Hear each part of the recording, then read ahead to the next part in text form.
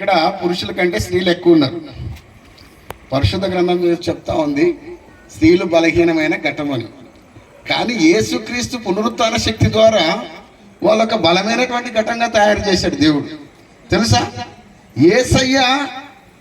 యేసయ్య ఏర్పరచుకుని తను ప్రేమించి ఏర్పరచుకున్నటువంటి 12 మంది అపోస్తులు ఉన్నారు కదా, 12 మంది శిష్యులకి మొట్టమొదటిసారిగా పునరుత్థాన సందేశం అందించింది ఎవరంటే మహిళలే.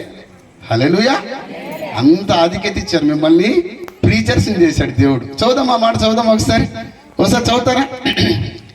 మత్తయి సువార్త 28 వచనం చదువుతారా? మత్తయి సువార్త 28:6 చదువుతారు. ఆయన ఇక్కడ లేడు, తాను చెప్పినట్లే లేచి ఉన్నాడు.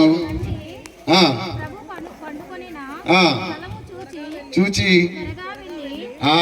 ఎక్కడికి వెళ్ళి, బాగా వినాలి ఆ మాట, త్వరగా వెళ్ళి ఆయన మృతులలో నుండి లేచి ఉన్నాడని. ఎవరికంట? చూడు, దేవుడు 12 మంది శిష్యుల్ని తను ప్రేమించి ఏర్పాటు చేసుకున్నాడు.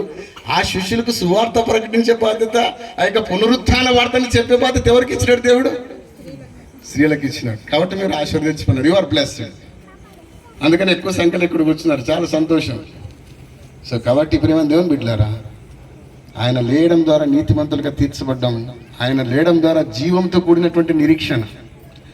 వస్తానన్నాడు విభుడు రాకమానడు, ఎంత గండమైన అండ ప్రభువు ఉన్నాడు.